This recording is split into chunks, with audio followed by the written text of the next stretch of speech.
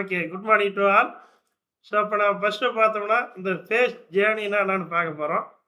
இது உங்க சிலபஸ தாண்டி, இது நம்ம வாழ்க்கையில எல்லாருமே தெரிஞ்சுக்க வேண்டிய ஒரு முக்கியமான விஷயம். ஸோ, அதனால நீங்க சிலபஸா மட்டும் பார்க்க வேண்டாம். ஸோ, இது வந்து நம்ம வாழ்க்கைக்கு எல்லாரும் தெரிஞ்சுக்க வேண்டிய ஒரு பேசிக்கான அறிவியல் தான் இது. ஸோ, இதிலிருந்து தான் நம்ம பிசிக்ஸு, கெமிஸ்ட்ரி, மேத்ஸ் எல்லாமே இந்த விண்வெளி அறிவியல்லேருந்து தான் வந்துச்சு. ஸோ, நம்ம ஆரியப்பட்டா தான் முதல்ல சயின்ஸ் ஸ்டார்ட் பண்ணாரு. ஸோ, அதிலிருந்து தான் ஒவ்வொரு சயின்ஸா நம்ம டெவலப் ஆகி வந்துச்சு. ஸோ, அதனால ரொம்ப சிம்பிளா உங்களுக்கு புரியிற மாரி தான் நான் சொல்லியிருப்பேன் இதுல. ஸோ, அப்ப நம்ம அதில ஃபர்ஸ்ட்டு ஸ்டார்ட் பண்ணுவோம்.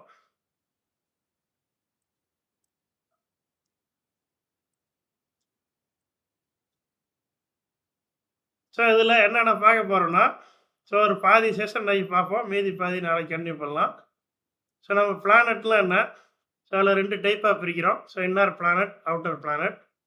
ஸோ, பிளானட்டோட சைஸ் என்ன? அத எப்படி கம்பேர் பண்றோம்? ஸோ, கேலக்ஸி என்ன? அஸ்ட்ராய்ட்ஸு, காமெட்னா என்ன? ஸோ, எக்லிப்ஸ்லாம் எப்படி உருவாகுது? சன் அண்ட் எர்த் ரொட்டேஷன் எதனால நடக்குது? ஸோ, அதனால எப்படி என்விரான்மென்ட்லாம் சேஞ்ச் ஆகுது? ஸோ, சேட்டலைட்னா என்ன? கான்ஸ்டலேஷன்னா என்ன? இதுதான் நம்ம பார்க்க போறோம். ஸோ, இதுதான் உங்களோட சிலபஸ்லயும் மோஸ்ட்லி இருக்கு. ஸோ, இது உங்களுக்கு தெரியும் நம்மளோட எர்த்து. ஸோ, இந்த மாரி 23 டிகிரி சாய்ந்த கோணத்தில இந்த மாரி நம்ம எர்த்த சுத்திட்டு இருக்கு. ஸோ, நம்ம எர்த்த சுத்திலும் பார்த்தோம்னா, ஸோ எண்ணற்ற நட்சத்திரங்கள் இருக்கு. கோடிக்கணக்கான நட்சத்திரங்கள் இருக்கு. ஸோ, நம்ம நைட் ஸ்கைய பார்க்கும்போது, இந்த மாரி தான் நம்ம ஸ்கைய பார்க்க போறோம். ஸோ, இதில நமக்கு பிளானட் தெரியும். So, Mercury, Venus, Earth, Mars, Jupiter, Saturn, Uranus, Neptune. So, இதெல்லாம் நீங்க ஸ்கூல் டைம்ல இதெல்லாம் படிச்சிருப்பீங்க. ஸோ, 8 பிளானட் இருக்குன்னு. ஸோ, அந்த 8 பிளானட்ட தவிர, இதில என்ன ஒரு அஸ்ட்ராய்டு பெல்ட்ன்னு ஒண்ணு இருக்குங்க. ஸோ, அதாவது மார்ஸுக்கும் ஜூபிட்டருக்கு இடையில பார்த்தோம்னா, இங்க ஒரு அஸ்ட்ராய்டு பெல்ட் இருக்கு. ஸோ, இதில கோடிக்கணக்கான அஸ்ட்ராய்டுகள், அதாவது எரிகற்கள் என்று சொல்லுவோம். ஸோ, ஒரு கோடிக்கணக்கான எரிகற்கள், ஸோ இந்த வியாழனுக்கும், சனி, செவ்வாய் கோளுக்கு இடையில இந்த மாரி சுத்திட்டு இருக்கு. ஸோ, இந்த 8 கோள்கள் முடிஞ்சதுக்கப்புறம் பார்த்தோம்னா, ஸோ இங்க வந்து கியூப்பர் பெல்ட்ன்னு இருக்கு.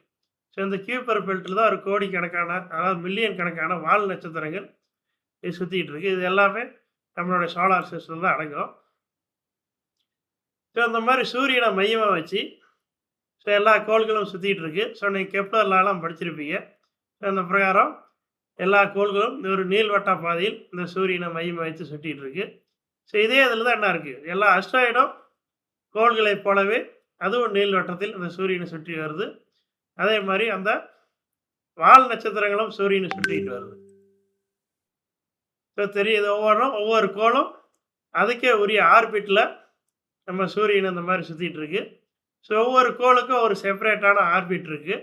ஸோ, ஒரு கோள் சுத்துற ஆர்பிட்ல இன்னொரு கோள் வந்து கிராஸ் ஆவாது. ஸோ, இதில ஒவ்வொரு பிளானட்டும் பார்த்தோம்னா, ஸோ ஒரு குறிப்பிட்ட ஆங்கிள் சாய்ந்த கோணத்தில சுத்திட்டு இருக்கு. ஸோ, இந்த மாரி பார்த்தா எர்த் வந்து 23 டிகிரி சாய்ஞ்சு சுத்துது. நாம இந்த மாரி 0 டிகிரி ஆங்கிள்ல தான் சுத்திட்டு இருக்குன்னு நாம நெனச்சிட்டு இருப்போம். ஆனா உண்மையில சுத்துறது இப்படி கிடையாது. ஒரு 60 டிகிரி சாய்ந்த கோணத்தில சுத்திட்டு இருக்கு.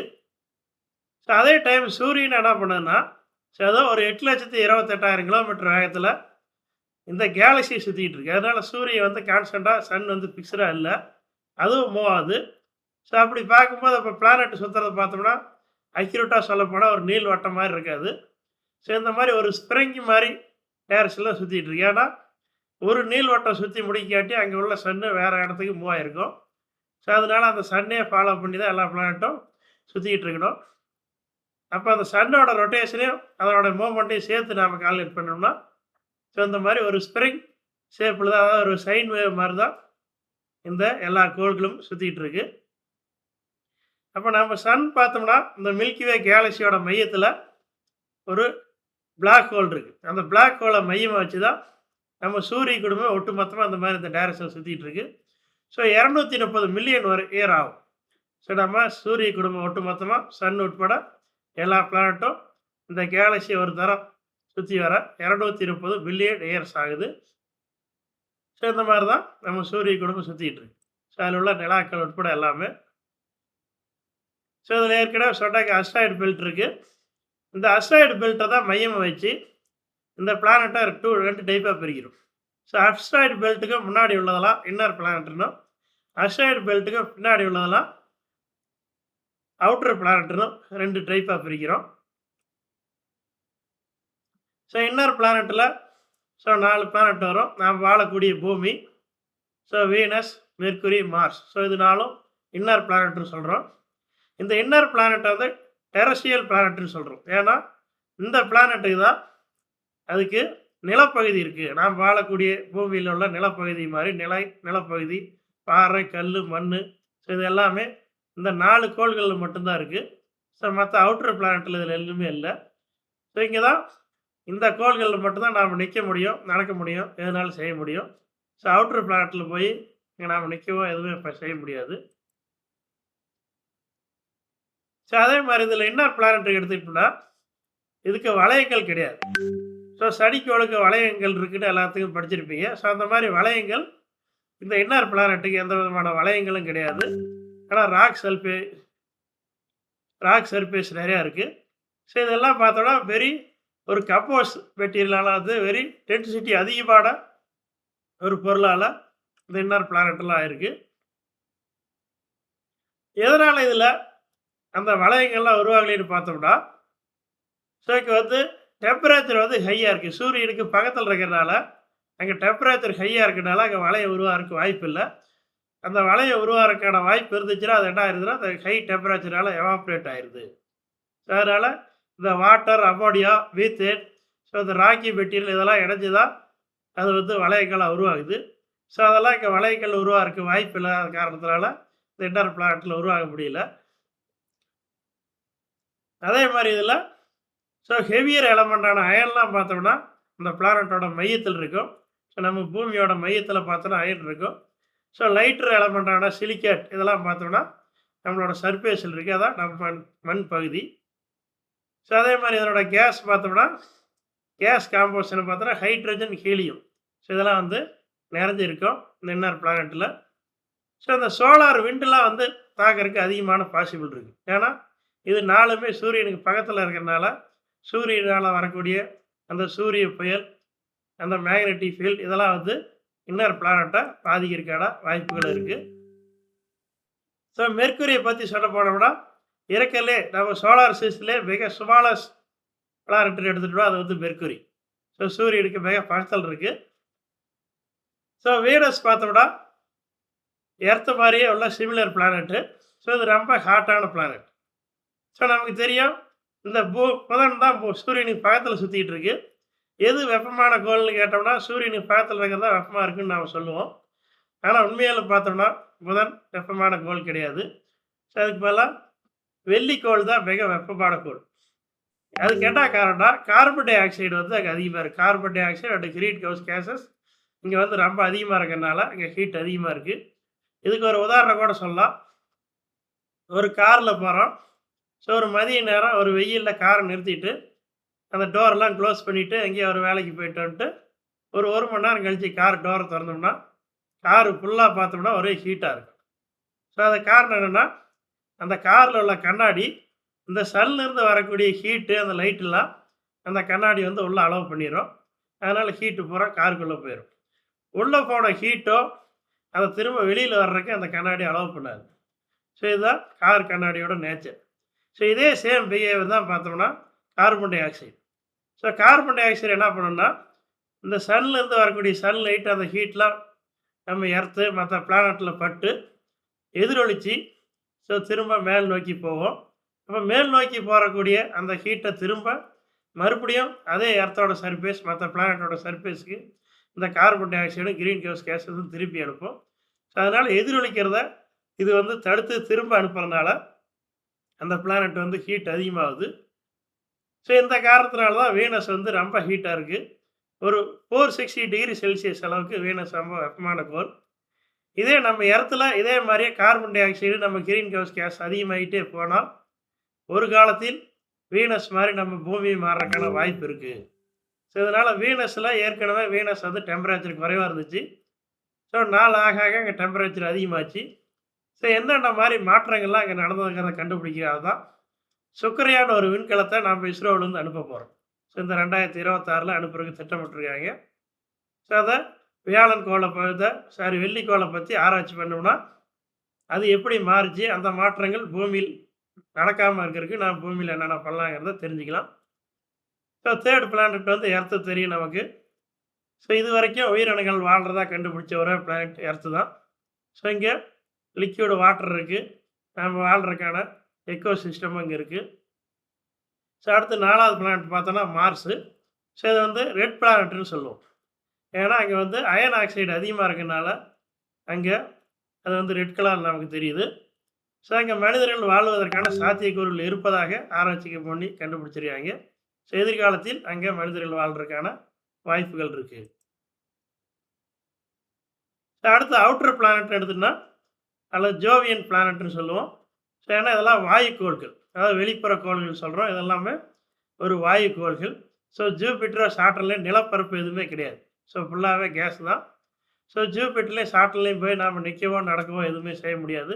ஏன்னா வாயுவில் போய் நாம் நிற்க முடியாது. ஸோ அந்த அவுட்டர் பிளானட்டில் பார்த்தோம்னா எல்லாமே மிகப்பெரிய கோள்கள். ஸோ இதுக்கெல்லாம் அழகான வளையங்கள் இருக்குது. ஸோ சனிக்கோள்களுக்கு பார்த்தோம்னா ஒரு 7 வளையங்கள் இருக்குது. So ABCD இஎஃப்ஜின்னு. ஸோ இதில் இந்த வளையங்கள் பூரா ஒரு 100 கிலோமீட்டருக்கு மேலே அதனுடைய விட்டம் கொண்டது. ஒரு மிகப்பெரிய வளையம். ஸோ அதனால தான் நம்ம தொலைநோக்கி வழியாக பார்க்கும்போது இந்த வளையத்தை நாம் பார்க்க முடியும். ஸோ இறக்கர்லேயே பார்த்தோம்னா ஒரு அழகான கோளாக நம்ம சனிக்கோள் தெரிகிற காரணம் ஸோ இதில் உள்ள இந்த வளையங்கள் தான். ஸோ சனிக்கோளுக்கு மட்டும் கிடையாது, ஜூபிட்டர், யுரேனஸ், நெப்டியூன். ஸோ இது எல்லா கோள்களுக்குமே பார்த்தோம்னா வளையங்கள் இருக்குது. ஏன் அந்த மற்ற கோள்களோட வளையங்கள்லாம் நம்ம டெலஸ்கோப்பில் பார்க்கும்போது தெரியலைன்னா அதனோட வளையங்கள் ரொம்ப சின்னது. ஸோ 1 கிலோமீட்டர்லேருந்து ஒரு 10 கிலோமீட்டருக்குள்ளே விட்டம் கொண்டது. அதனால் சின்னதாக இருக்கும்போது நம்ம லாங் டிஸ்டன்ஸ் வந்து பார்த்தா தெரியாது. இந்த சனிக்கோளோட வளையத்தோட விட்டம் பார்த்தா ஒரு 100 கிலோமீட்டருக்கு மேலே அதிகமாக இருக்கிறனால தான் நான் பார்க்கும்போது ஈஸியாக தெரியுது. ஸோ இந்த ஜூபிட்டரை பார்த்தோம்னா ஹைட்ரஜன் அண்டு ஹீலியம் இதனால தான் அதிகமானது. ஸோ இந்த ஜூபிட்டர் பார்த்தோன்னா ஒரு ஸ்டாராகவே உருவாக வேண்டியது. ஏதோ ஒரு காரணத்தினால ஸ்டாராக உருவாக முடியாத அது ஒரு பிளானட்டாக மாறி இருக்குது. ஸோ அந்தளவுக்கு சூரியனுக்கு நிகராக இதில் ஹைட்ரஜன் ஹீலியம் நிறைந்திருக்கு. ஸோ இதனோட சைஸ்லாம் பார்த்தா ரொம்ப ரொம்ப பெருசு. ஸோ நம்ம பூமியோட ஒப்பிடும்போது மிக பெருசு. ஸோ பின்னாடி அதனோட சைஸையும் கம்பேர் பண்ணுவோம். இதனோட டென்சிட்டி வந்து ரொம்ப லெஸ்ஸு. ஏன்னா இது வந்து கேஸு, அதனால் டென்சிட்டி வெரி லோ. அஸ்ட்ராய்டு பெல்ட்டுக்கு அப்புறம் தான் இந்த அவுட்டர் பிளானட்லாம் இருக்குது. ஸோ நம்ம சோலார் சிஸ்டத்துலேயே ஒரு மிகப்பெரிய லார்ஜர் பிளானட்னு சொல்ல போனோம்னா அது ஜூபிட்டர் தான். இதில் பார்த்தீங்கன்னா இந்த இடத்துல ஒரு கிரேட் ரெட் ஸ்பாட்னு சொல்லுவோம். ஸோ இந்த ஒரு ரெட் ஸ்பாட் மட்டும் நம்ம எர்த்தோட பெருசு. இதில் நிறையா நிலாக்கள் இருக்குது. அதே மாதிரி சாட்டனுக்கு வந்து ஒரு அழகான வளையம் கொண்ட ஒரு அழகான கோளை நாம் சனிக்கோளை சொல்லிகிட்டு இருக்கோம். ஸோ நிறைய பேர்த்த நாம் திட்டுற கூட சனிங்கிற வார்த்தையை யூஸ் பண்ணுவோம். ஆனால் உண்மையில் இது பார்த்தோம்னா ஒரு மிக அழகான கோள். இந்த வளையம் இருக்கிறனால பார்க்குறக்கே மிக அழகாக தெரியும். ஸோ அதே மாதிரி யுரேனஸ் பார்த்தோம்னா யுரேனஸ் நெப்டியூன்னு பார்த்தோம்னா ஒரு ஐஸ் பிளானட்னு சொல்லுவோம். ஸோ எல்லாம் பனிக்கட்டிகளால் நிறைந்து அந்த அளவுக்கு இருக்குது. ஏன்னா ரொம்ப லாங் டிஸ்டன்ஸ் இருக்கிறனால சன்னோட லைட்டு போய் சேர்றதுக்கு வெரி லோ லைட்டு தான் அங்கே போய் சென்றடையும். ஸோ அதனால் அதெல்லாம் பார்த்தோம்னா இதாக இருக்குது. நெப்டியூன் பார்த்தோன்னா ஒரு ப்ளூ கலரில் நமக்கு தெரியும். ஸோ அந்த இன்னர் பிளானட்டையும் அவுட்டர் பிளானட்டையும் கம்பேர் பண்ணோம்னா ஸோ இன்னர் பிளானட்டுக்கு சாலிட் சர்ஃபேஸ் இருக்குது, அவுட்டர் பிளானட்டுக்கு சாலிட் சர்ஃபேஸ் கிடையாது. ஸோ மோஸ்ட் ஆஃப் எல்லாமே கேஸு. ஸோ இன்னர் பிளானட் பார்த்தா சைஸ் ரொம்ப ஸ்மாலாக இருக்கும், ஆனால் டென்சிட்டியாக இருக்கும். இது வந்து outer planet very large size, density very லெஸ்ஸாக இருக்கும். இன்னர் பிளானட்டுக்கு ஸோ நிலாவுக்கே கிடையாது, புதன் அண்டு வெள்ளிக்கு. ஸோ நம்ம பூமிக்கு ஒரே நிலா, செவ்வாய்க்கு மட்டும் 2 நிலா இருக்குது. ஸோ இவ்வளோ தான் நிலா. ஸோ அவுட்டர் பிளானட்டுக்கு பார்த்தோம்னா நிறையா நிலாக்கள், ஸோ 100கணக்கான நிலாக்களுக்கு மேல் இருக்குது. ஸோ இன்னர் பிளானட் சூரியனுக்கு பக்கத்தில் இருக்கிறனால ஸோ அதனோட ஆர்பிட் பார்த்தோம்னா வெரி ஷார்ட்டர் ஆர்பிட். ஸோ அதனால் பார்த்தோம்னா சீக்கிரமாக அந்த சூரியனை சுற்றிட்டு வந்துடும். இது வெரி லாங்கர் ஆர்பிட். அப்போ அந்த சன்னை ரிவால்வ் ஆகிறதுக்கு ரொம்ப நாட்கள் எடுத்துக்கொள்ளும். இந்த வளையங்கள் உருவாகிறதுக்கு முக்கியமான காரணம் பார்த்தோம்னா இதில் கிராவிடேஷன் ஃபோர்ஸ் ஒரு முக்கியமான காரணமாக இருக்குது. ஸோ சன்னோட ஈர்ப்பு விசை அதிகமாக இருக்கிறதுனால ஸோ இந்த இன்னர் பிளானட்டான ஸோ அந்த புதன் அண்டு வெள்ளி 2க்கும் பிளானட்டு அதாவது நிலாக்களை உருவாக முடியல. அதே அது காரணங்களாக வளையங்களை உருவாக முடியல. ஏன்னா இங்கே ஏதாவது உருவாச்சுன்னா அது சன்னோட ஈர்ப்பு விசையினால் அதை இழுத்துருது. ஸோ அதே மாதிரி அவுட்டர் பிளானெட்டில் அந்த கிராவிடேஷனல் ஃபோர்ஸ் லோவாக இருக்கனால அது ஈஸியாக உருவாகுது. அதே மாதிரி அவுட்டர் பிளானெட்டில் very low temperature. So low டெம்பரேச்சர்னால அப்போ என்ன பண்ணோம், ஸோ இந்த ஐஸு, அந்த டஸ்ட்டு, ஸோ இந்த பாறைகள் இதெல்லாம் இணைஞ்சி ஒரு வளையமாக உருவாக இருக்கும். ஒரு துணைக்கோளான நிலாவாக உருவாக இருக்கும். நிறைய வாய்ப்பு வந்து அவுட்டர் பிளானெட்டில் தான் இருக்குது. ஸோ அதனால தான் அங்கே வந்து நமக்கு வந்து நிலாக்களும் அதிகமாக இருக்குது. இந்த வளையங்கள் உருவாகிறக்கும் ஸோ இதுதான் முக்கியமாக காரணமாக இருக்குது. ஸோ அதே மாதிரி இங்கே அஸ்ட்ராய்டு மெட்டீரியல் நிறையா மெட்டீரியல் இருக்குது. ஸோ இதெல்லாம் இருக்கிறனால தான் அங்கே வளையங்களும் துணைக்கோள்களும் அதிகமாக உருவாகுது. ஸோ இப்போ எவ்வளோ நிலாக்கள் இருக்குதுன்னு பார்த்தோம்னா, ஸோ பழைய நீங்கள் ஸ்கூல் படிக்கிற ரெக்கார்ட்லாம் பார்த்தீங்கன்னா இது ரொம்ப கம்மியாக இருக்கும். ஸோ இது கரண்ட் அப் டு டேட் வரைக்கும் நான் அப்டேட் பண்ணியிருக்கேன்ல. ஸோ மெர்க்குரி அண்டு வீனஸ் ரெண்டுக்கும் நிலாவே கிடையாது. ஸோ நிலாவே இல்லாத கோள்கள் so Mercury and Venus. So எர்த்துக்கு ஒரே ஒரு நிலா. ஸோ நாம் டெய்லியும் பார்த்துக்கிட்டு இருக்கோம் தெரியும். ஸோ மார்ஸுக்கு 2 நிலா. ஜூபிட்டருக்கு பார்த்தோம்னா 97 நிலா.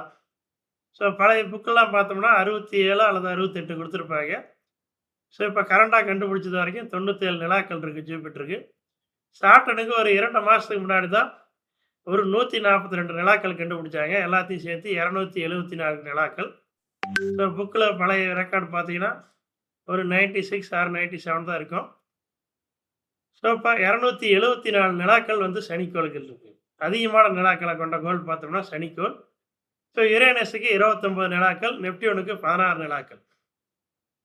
ஸோ நீல் ஆம்ஸ்ட்ராங் நிலாவில் தரையிறங்கின நாள் பார்த்தோம்னா ஜூலை 20, 1967 இறங்கினார்.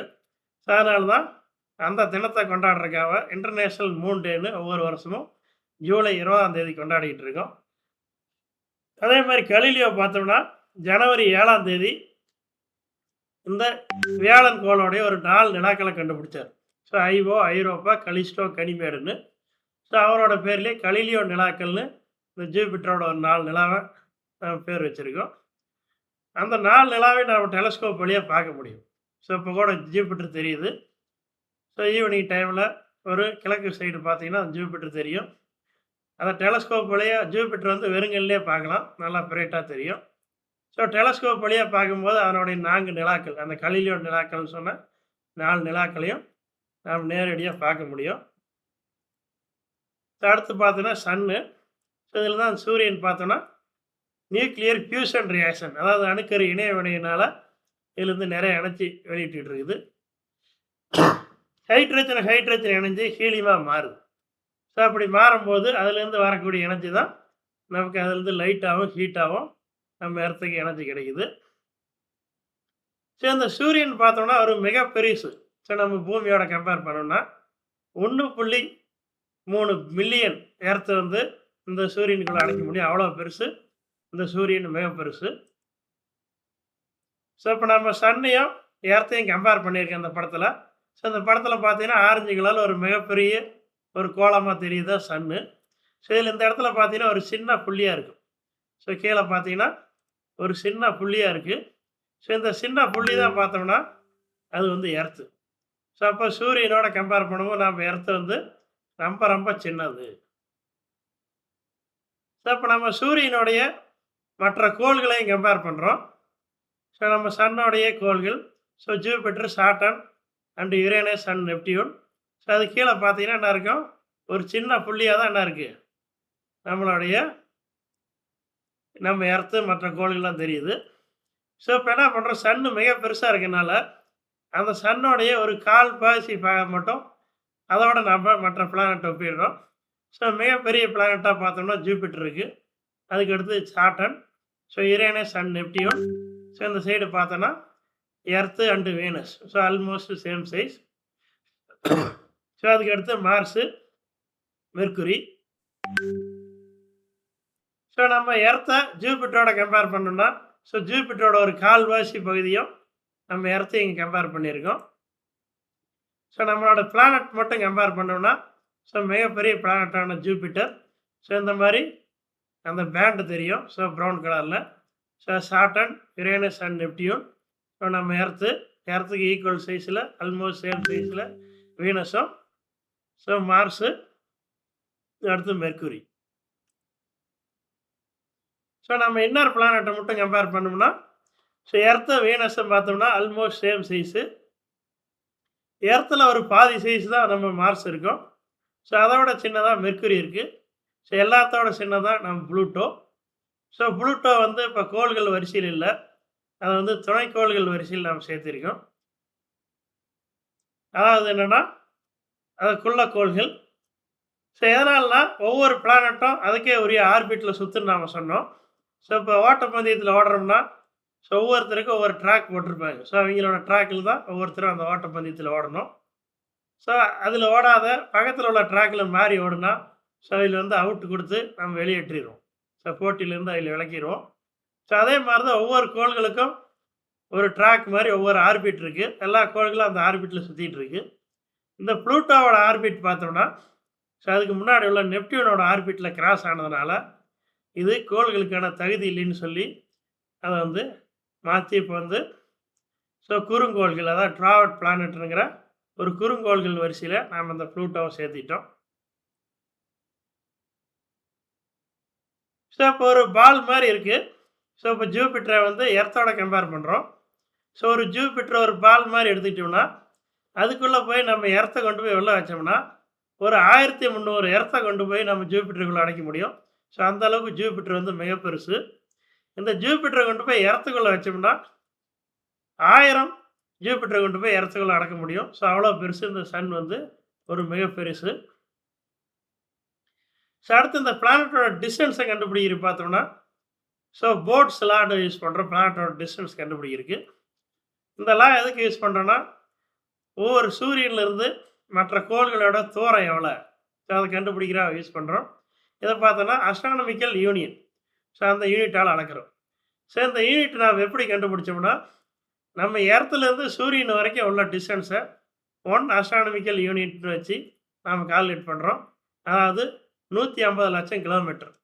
நம்ம பூமியிலேருந்து சூரியன் வரைக்கும் உள்ள தூரம் தான் 1 அஸ்ட்ரானமிக்கல் யூனியன். ஸோ அதை வச்சு மற்ற கோள்களோட தூரத்தை கண்டுபிடிக்கிறக்காக இந்த போட்ஸ்லாம் டெவலப் பண்ணார். ஸோ அப்போ அந்த distance A equal to 0.4 + 0.3 × 2^n. So இதுதான் போட்ஸ்லாம். ஸோ அப்போ இந்த எண் மற்றும் ஒவ்வொரு கோள்களுக்கும் மாறும். ஸோ மெர்க்குரிக்கு வந்து எண் வந்து இன்ஃபினிட்டி. ஸோ எண் இன்ஃபினிட்டினா அப்போ என்ன பண்ணோம், ஸோ இது வந்து 0 ஆயிரும். அப்போ இந்த என்டையர் டேர்ம் 0 ஆயிரும். அப்போ ஏ ஈக்குவல் டு 0.4. அப்போ மெர்க்குரிக்கு 0.4 அஸ்ட்ரானமிக்கல் யூனியன். ஸோ அடுத்து வீனஸுக்கு 1ன்னு 0ன்னு வச்சுக்கிறோம். 2^0 வந்து 1. அப்போ 0.4 + 0.3. ஸோ அப்போ இங்கே பார்த்தோம்னா அப்போ வீனஸுக்கு 0.7 அஸ்ட்ரானமிக்கல் யூனியன். ஸோ எர்த்துக்கு வந்து 1ன்னு வச்சுக்கிறோம். ஸோ 2^1ன்னா ஸோ 2. ஸோ 0.3 × 2 0.6 + 0.4 1. ஸோ எர்த்தோடைய astronomical union distance 1 astronomical union. So இப்படி ஒவ்வொன்றும் இந்த எண்ணுக்கு பதிலாக சப்ஜெக்ட் பண்ணணும்னா அந்த பிளானட் சூரியன்லேருந்து எவ்வளோ தூரத்தில் இருக்குன்னு கண்டுபிடிக்கிறதுக்கு இது உதவுது. ஸோ மார்ஸ் பார்த்தோம்னா 1.6 அஸ்ட்ரானமிக்கல் யூனியன். ஸோ இந்த சீரஸ்ன்னு சொல்கிறத பார்த்தோம்னா அஸ்ட்ராய்டு பெல்ட்டு சொல்கிறோம். ஸோ சீரஸ்ங்கிறது ஒரு அஸ்ட்ராய்டு. அந்த அஸ்ட்ராய்டு பெல்ட்டில் உள்ள தூரம் தான் 2.8 astronomical union. Jupiter 5.2, Saturn 10 astronomical union, Uranus 9.6, Neptune 38.6, Pluto 77.2. அப்போ இது வந்து இந்த போட்ஸ் லா பிரகாரம் நாம் கண்டுபிடிச்ச அந்த ஆர்பிட்டோடைய ரேடியஸு. ஸோ நாம் அக்யூரேட்டாக மெஷர் பண்ணதை பார்த்தோம்னா ஆல்மோஸ்ட் இது ஈக்குவலாக 0.4 நாம் கால்குலேஷனில் கண்டுபிடிச்சிருக்கோம். ஸோ மெஷர் பண்ணும்போது 0.39. So 39 0.4 almost same. ஸோ வீனஸுக்கு 0.72, எர்த்துக்கு 1 அப்படியே அக்யூரேட்டாக இருக்குது. மார்ஸுக்கு 1.6 பதிலாக 1.52, அஸ்ட்ராய்டு பெல்ட் பார்த்தா 2.77, ஜூபிட்டர் அதே same 5.2, Saturn 9.54, Uranus 19.18, Neptune 13.06, Pluto 39.44. So இந்த டிஸ்டன்ஸில் தான் இப்போ நாம் மெஷர் பண்ண டிஸ்டன்ஸு. இது போட்ஸ் லா பிரகாரம் கால்குலேட் பண்ண டிஸ்டன்ஸு. ஸோ அடுத்து இந்த பிளானட் சைஸ் எடுத்துக்கிட்டால் ஏற்கனவே பார்த்தோம் எல்லா பிளானட்டும் ஒரே சேம் சைஸ் கிடையாது. இதனோட சைஸ் பார்த்தோம்னா ஒவ்வொரு பிளானட்டும் வெவ்வேறு சைஸில் இருக்குது. ஸோ ஜூபிட்டர் பார்த்தோன்னா ஒரு மிக பெருசாக இருக்குது. அதுக்கப்புறம் சாட்டர்ன், யுரேனஸ், நெப்டியூன். ஸோ அதுக்கப்புறம் இன்னொரு பிளானட்லாம் பார்த்தா ரொம்ப சைஸ் சின்னதாக இருக்குது. அப்போ நம்ம கோள்கள் சொல்கிறேன்னு சொல்லிட்டு எல்லா கோள்களும் ஒரே சைஸில் இருக்குன்னு நாம் நினச்சோம்னாலும், அந்த மாதிரி கற்பனை பண்ணாலும் அது வந்து உண்மை கிடையாது. ஸோ ஒவ்வொரு கோள்களும் வெவ்வேறு சைஸ் இருக்குது. ஒரு சைஸில் இன்னொரு கோள்கள் கிடையாது. ஸோ இதுக்காக நாங்கள் ஒரு சோலார் ஃபேமிலி ஒரு நானோ மாடல் உருவாக்கணும்னா, இப்போ உங்களுக்கு ஸ்கூல் ஸ்டூடெண்ட்டாக யாரோ வந்து இந்த சோலார் சிஸ்டம் பற்றி ஒரு ப்ராஜெக்ட் செய்யணும்னு கேட்டால், இப்போ நம்ம உடனே என்ன பண்ணுவோம், ஒரு பால் ஒன்று வாங்கி சென்டரில் வச்சுட்டு இதான் சன்னு. ஸோ மீதி ஒரு 8 பாலை வாங்கி சுற்றில வச்சுட்டு இது வந்து 8 கோள்கள் அப்படின்னு சொல்லுவோம். ஸோ அது வந்து சரியான புரிதல் வந்து பல பேர்த்துக்கு வராது. ஸோ சரியான புரிதல் வரணும்னா என்ன பண்ணால், ஸோ எல்லா பாலும் ஒரே சைஸில் நம்ம வைக்கக்கூடாது. ஸோ இந்த கோள்களோட சைஸுக்கு தகுந்த மாதிரி ஸோ நானோ மாடலுக்கு பேர் என்னென்னா, அதனோட சைஸ் அப்படியே அதனோட ரேஷியோ ஒரே சேம் ரேஷியோவாக இருக்கணும். ஸோ நம்ம சன்னுக்கும் ஜூபிட்டருக்கு இடையில் உள்ள ரேஷியோ என்ன, ஸோ அந்த ரேஷியோ வந்து அந்த ரேஷியோ பிரகாரம் கரெக்டாக வைக்கணும். ஸோ அந்த மாதிரி நாங்கள் ஒரு அளவு வச்சது பார்த்தோம்னா, சன்னுக்கு வந்து ஸோ 9000 mm, அதாவது 90 மீட்டர் சைஸ்க்கு வச்சுக்கணும். ஸோ எவ்வளோ பெரிய சைஸில் ஒரு பால் கிடைக்காது. அதனால் என்ன பண்ணோம்னா, ஒரு பெரிய கிளாத்து, ஸோ எவ்வளோ பெரிய கிளாத்துக்கு என்ன பண்ணலான்னா, சரி 9 மீட்டருக்கு ஒரு கிளாத் ரெடி பண்ணி, அந்த கிளாத்தை ரவுண்டாக வச்சுக்கிட்டு அதை வந்து சன்னுன்னு நாம் சொல்லிக்கலாம். ஸோ மெர்க்குரி பார்த்தோம்னா, அப்போ 9 மீட்டர் வந்து ஒரு சர்க்கிளுக்கு நாம் சன்னுன்னு அசைன் பண்ணோம்னா, அப்போ மெர்க்குரியோட சைஸ் பார்த்தோம்னா 3.15 சென்டிமீட்டர் தான் இருக்கணும். ஸோ அந்த அளவுக்கு லோவாக இருக்கணும். வீனஸ் 7.8 சென்டிமீட்டர் இருக்கலாம். எர்த் வந்து 8.2 சென்டிமீட்டர். மார்ஸ் 4.3. ஸோ ஜூபிட்டர் பார்த்தோம்னா 92.5 சென்டிமீட்டர். ஸோ அந்த டயாமீட்டரில் உள்ள பால் தான் நாம் பயன்படுத்தணும். சாட்டனுக்கு 78.2, யுரேனஸுக்கு 33 சென்டிமீட்டர், நெப்டியூனுக்கு 32 சென்டிமீட்டர். ஸோ நம்மளோட நிலாவுக்கு பார்த்தோம்னா 2.2 சென்டிமீட்டரில் தான் இந்த சைஸில் தான் நம்ம ஒரு சோலார் சிஸ்டத்தை வடிவமைக்கணும். ஸோ அதுதான் வந்து நமக்கு மிக சரியாக வரும். ஸோ எல்லாமே ஒரே பாலில் வச்சோம்னா, ஸோ எல்லா கோள்களும் ஒரே சைஸில் இருக்கிறதா அர்த்தம். ஸோ உண்மையாலும் நம்ம சோலார் சிஸ்டத்தில் எல்லாமே ஒரே சைஸில் இல்லை. ஸோ அதனோட ஒரிஜினல் டயாமீட்டர் இந்த சைடில் கொடுத்துருக்கோம். ஸோ ஒரிஜினல் டயாமீட்டர்லேருந்து அந்த ரேஷியோவை போட்டு நாங்கள் இந்த டிசைன் பண்ணலாங்கிறக்காக, ஒரு ப்ராஜெக்ட் செய்கிறக்காக நாங்கள் இந்த மாடல் கொடுத்துருக்கோம். ஸோ நீங்களும் இந்த மாதிரி கூட நீங்கள் ப்ராஜெக்ட் செய்யலாம். இல்லை என்கிட்ட இந்த மாதிரி பால்லாம் வாங்க முடியாதுன்னா என்ன பண்ணலாம், நீங்கள் இருக்க நோட்டோட பேப்பர் வேஸ்ட்டு பேப்பரையே அதெல்லாம் சுருட்டுனா பால் மாதிரி வந்துடும். ஸோ நீங்கள் ஸ்கூல் படிக்கும் போதெல்லாம் பேப்பர்லாம் சுருட்டி ஒரு பந்து மாதிரி செஞ்சு விளையாடுவீங்க. ஸோ அந்த மாதிரி இந்த டிஃப்ரெண்ட் சைஸில் நீங்கள் இப்போ நோட்டோட பேப்பரையே சுருட்டி அல்லது நியூஸ் பேப்பரை சுருட்டி அந்த திக்கிற டயாமீட்டர் வர மாதிரி வச்சு, ஸோ அது மேலே ஏதோ ஒரு கலர், ஸோ அந்த பிளானட்டுக்கு சூட்டபுளான கலரை மேலே வச்சு, ஸோ அந்த மாதிரி கூட நீங்கள் ஒரு நானோ சோலார் ஃபேமிலியை நீங்களே தயாரிக்கலாம். தயாரித்து மற்றவங்களுக்கும் இதை விளக்கறதுக்கு உங்களுக்கு ஒரு பயன்படும். ஸோ அடுத்து பார்த்தோம்னா, நம்ம வாழக்கூடிய மில்கிவே கேலக்ஸி. ஸோ அந்த மில்கிவே கேலக்ஸி ஒரு மிகப்பெரிய கேலக்ஸி. ஸோ அந்த கேலக்ஸியோட மையத்தில் ஒரு பிளாக் ஹோல் இருக்குது. அந்த பிளாக் ஹோலை மையம் வச்சு தான் ஸோ எல்லா ஸ்டாரும் இந்த கேலக்ஸி சுற்றிட்டு இருக்கு. ஸோ நாம் வாழக்கூடிய கேலக்ஸி வந்து ஒரு ஸ்பைரல் கேலக்ஸி. இந்த கேலக்ஸியில் இங்கே ஒரு ரவுண்ட் ஸ்பேஸ் பண்ணி காட்டியிருக்கோம். இந்த ரவுண்டுக்குள்ளே நம்ம சோலார் சிஸ்டம் இல்லை. இந்த ரவுண்டுக்குள்ளே ஒரு மிகச்சிறிய புள்ளி. ஸோ எவ்வளோ பெரிய ரவுண்டு கிடையாது. இந்த ரவுண்டுக்குள்ளே ஒரு மிகச்சிறிய ஒரு புள்ளி, ஒரு பேனாவில் வச்சா ஒரு சின்ன புள்ளி எந்த சைஸ் இருக்குமோ அந்த சைஸில் தான் நம்மளுடைய சோலார் சிஸ்டமே இருக்குது. ஸோ இப்போ இது இப்படியே சுற்றிக்கிட்டு இருக்கு.